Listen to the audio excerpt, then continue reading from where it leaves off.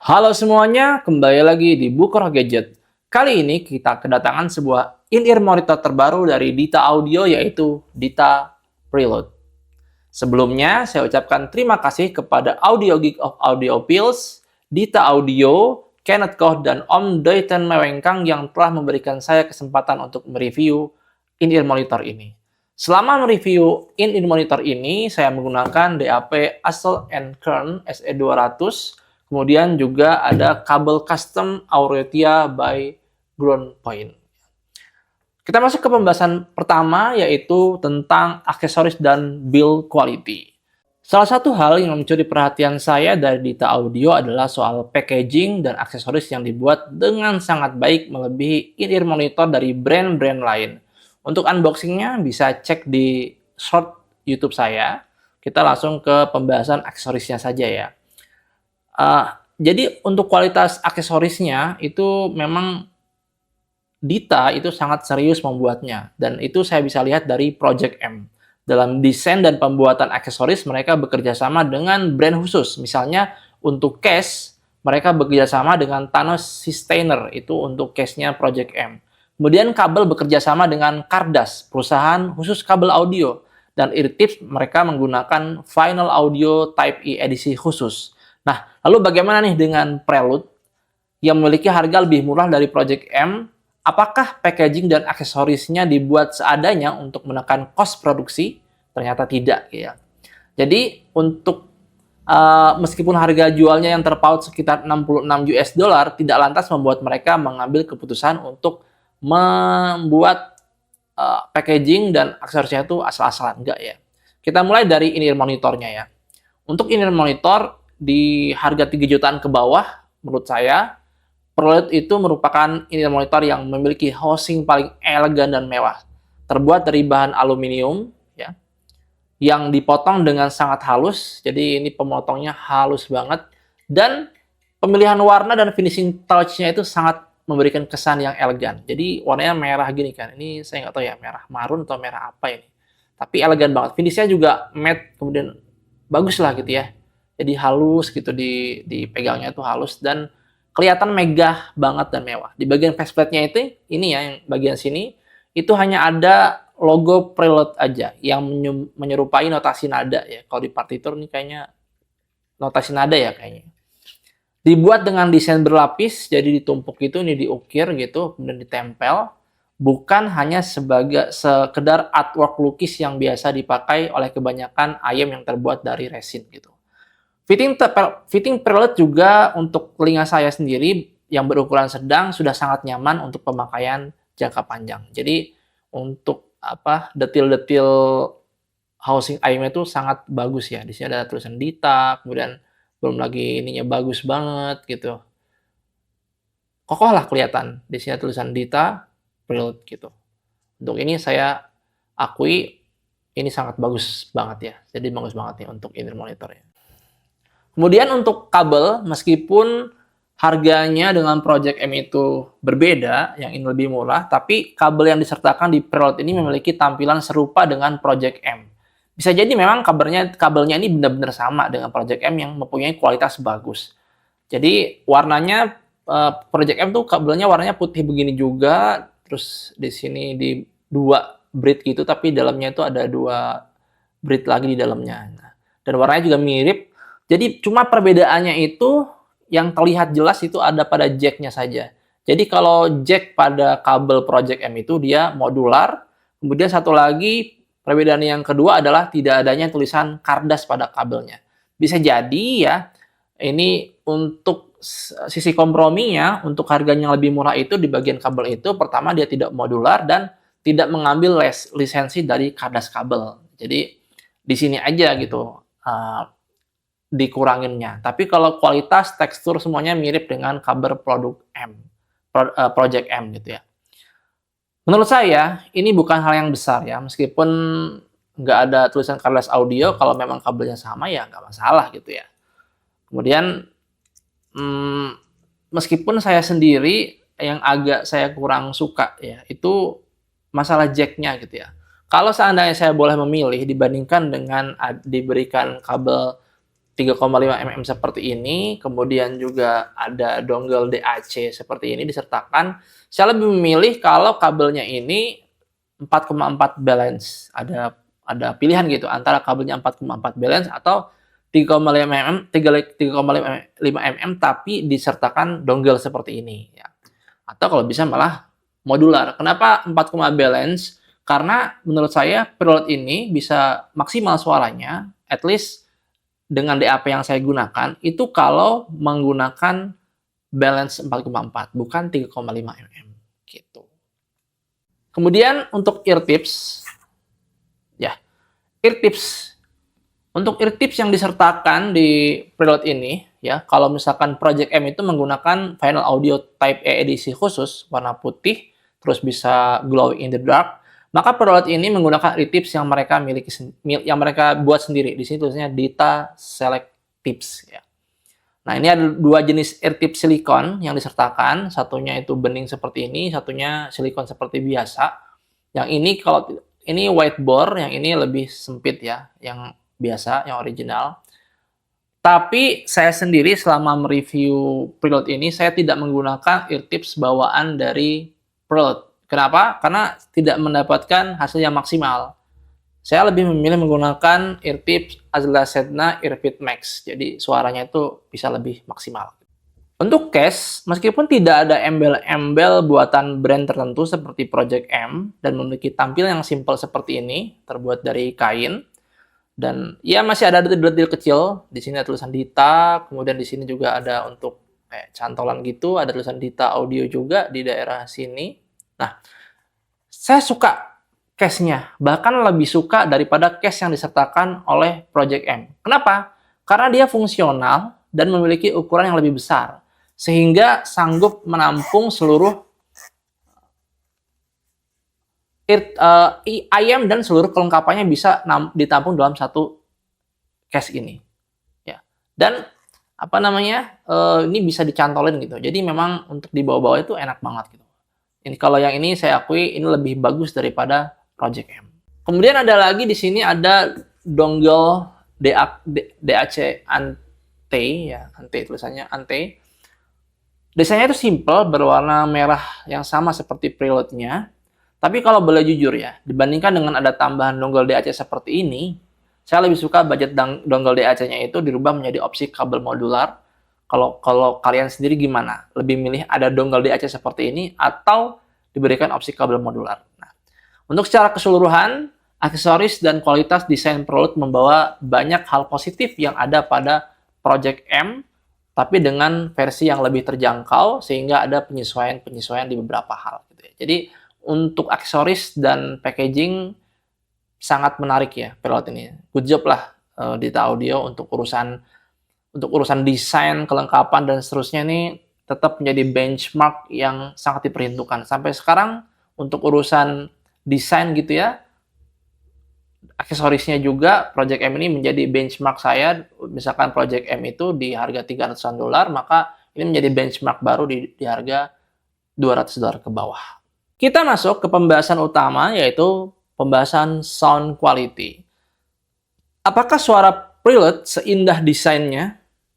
Kalau menurut saya, yes. Suara preload memang seindah itu. Menurut saya untuk ukuran IM single DD, preload ini belum memiliki tandingan sepadan di rentang harganya yang $200 ke bawah ya. Area treble ini tetap menjadi area yang menonjol sama seperti pendahulunya yaitu Project M. Namun area upper mid preload mendapatkan boost cukup besar jika dibandingkan dengan Project M sehingga vokal terasa lebih forward dan sweet. Sementara kalau Project M berbeda. Suaranya juga natural dan menariknya mempunyai resolusi serta separasi yang sangat bagus untuk ukuran single DD. Saya kira jika dilakukan blind listening kepada preload tanpa mengetahui konfigurasi driver yang dimiliki preload, banyak yang akan mengira preload ini memiliki lebih dari sekedar satu single dynamic driver karena separasinya itu bagus banget.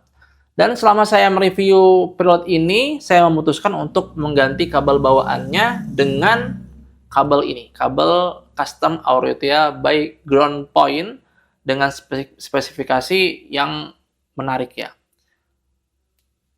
Dan Jack-nya adalah sudah 4,4 balance. Sebenarnya kabel bawaan itu sudah cukup bagus. Namun dengan kabel Auretia yang dilengkapi dengan jack 44 mm ini, 4,4 mm ini, saya merasa potensi preload bisa lebih mengeluarkan bisa dikeluarkan lebih dari kabel bawaan gitu ya. Saya sudah membandingkan beberapa kabel custom juga yang saya miliki dengan kabel bawaan dan Auretia yang paling saya suka. Oke, kita bahas sound quality di tiap frekuensinya. Saya ucapkan terima kasih dulu ke Kredit untuk Aftersound. Saya menggunakan pengukuran frekuensi respon yang dilakukan oleh Aftersound. Nah, kemudian saya juga membandingkan antara Project M dan juga Dita Preload. Yang Dita Preload garis biru, yang Project M garis yang hijau. Kita masuk ke bagian low frekuensi, berarti kita akan membahas yang ini ya, sub bass dan juga mid bass. Nah, untuk keduanya, preload ini memiliki sub bass dan mid bass yang masih sangat cukup bisa dinikmati untuk non bass head.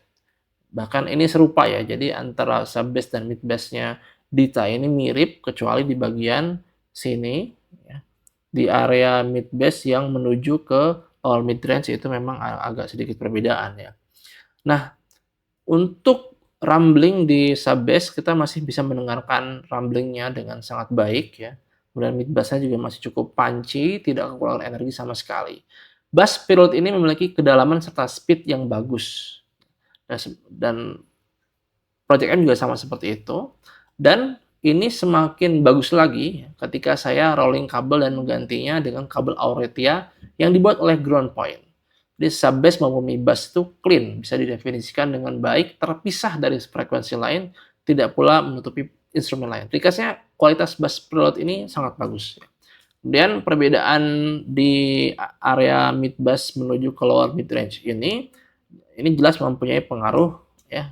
Jadi antara karena ini agak tinggi sedikit, di sini ada gap ya antara preload dan Dita, maka ini berpengaruh kepada ketebalan vokal. Nah, maka kalau dari sini kita lihat bahwasanya garis hijau atau garisnya project ini lebih tinggi daripada garis biru yang mewakili preload. Nah, untuk ketebalan vokalnya memang antara preload dan project M ini masih sedikit lebih tebal di project M gitu. Tapi untuk saya yang agak rewel urusan area mid, ini vokalnya di area preload ini masih sangat bisa saya terima. Jadi masih bisa memuaskan lah. Jadi vokal preload ini agak mundur, namun memiliki ketebalan yang pas. Nah, untuk area upper mid range, nah ini mendapatkan boost yang lumayan besar di area sini.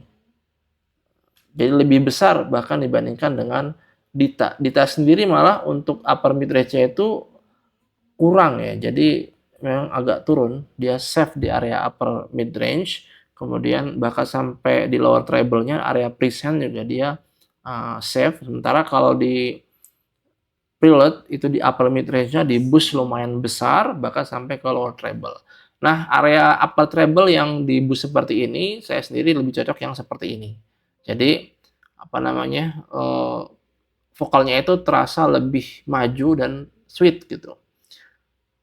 Dan area mid ini semakin bersinar menurut saya ketika saya gunakan kabel Auretia dibandingkan kabel bawaan. Jadi vokal preload ini semakin bersinar, lebih maju lagi, lebih sweet lagi, bahkan helaan-helaan nafas dan kecap bibirnya terdengar lebih jelas. Instrumen-instrumen juga semakin terdefinisikan dengan baik dengan imaging yang makin bagus. Bahkan saya bisa mengatakan bahwasanya preload plus kabel Auretia bisa menjadi IM mid-centris yang patut dipertimbangkan. Kemudian kita masuk ke area treble. Untuk area presence yang ini atau lower treble, kita bisa melihat perbedaan yang lumayan jauh ya antara preload dan juga project M. Jadi untuk lower treble atau di area presence ini memang preload lebih berani gitu ya. Jadi lebih di boost lagi. Sementara kalau di Dita enggak, area lower treble-nya itu atau area presence-nya itu dibuat safe.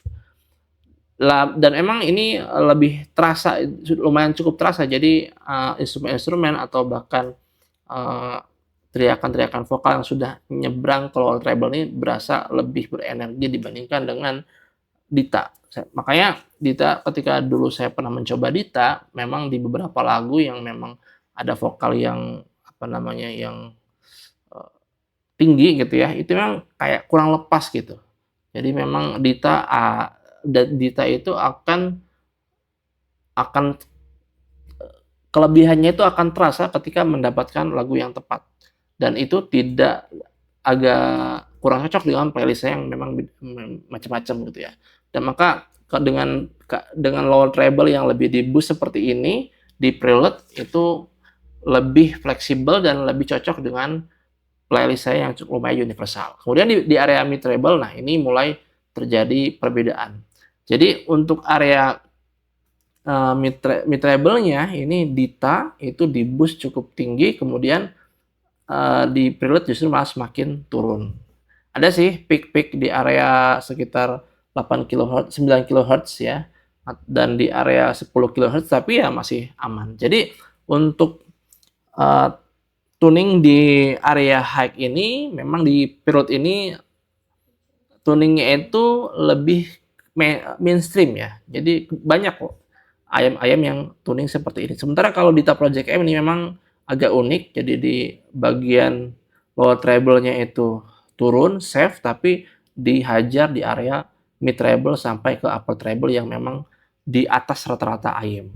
Jadi kalau misalkan untuk cocok-cocokan untuk berbagai macam lagu, saya kira lebih universal di prelude untuk area treble-nya. Jadi masih kita rasakan treble yang mempunyai energi yang bagus di prelude ya, masih sparkly juga. Tapi kalau dan masih dalam batas aman ya. Jadi meskipun ini di sini dapat boosting, tapi masih aman banget. Jadi saya kira untuk long listening juga masih kebanyakan telinga masih bisa diterima gitu. Sementara kalau di prelude ini di Dita memang dia mempunyai keunikan sendiri, dan mungkin tidak semua pendengar bisa cocok. Maka di prelude ini area hack itu tetap detail, extend juga, namun tidak sampai melelahkan. Tapi bukan tidak se-extend di Dita. Jadi kalau yang pengen yang dapat treble yang sparkling banget ya seperti di Dita, mungkin di prelude tidak ada yang seperti itu. Soundstage prelude cenderung merata ke semua sisi. Jadi kanan kirinya, kemudian atas bawahnya itu rata gitu ya. Jadi kan ada yang luas aja, ada yang oval ke samping, atau atas bawahnya aja yang tinggi dan bawahnya, tapi kalau kanan kirinya sempit. Nah, kalau ini merata. Jadi atas bawah kanan kirinya udah cukup luas, meskipun ya tidak luas-luas banget ya. Kemudian untuk separasi dan detailnya, ini untuk ukuran single DD di bawah 300 USD ini sulit dilawan sih menurut saya. Kemudian kelebihan-kelebihan yang tadi saya sebutkan membuat prelude cocok untuk berbagai genre lagu dan akan dapat diterima oleh banyak telinga. Good job Dita Audio. Menurut saya ini bisa jadi kunci ya di harga di bawah $300 atau di bawah $200 ya. Dan ini menjadi kunci yang kuat yang bisa jadi sangat sulit untuk dilewati untuk ukuran single dynamic driver. Itu saja review saya. Sampai jumpa di review selanjutnya. Bye-bye.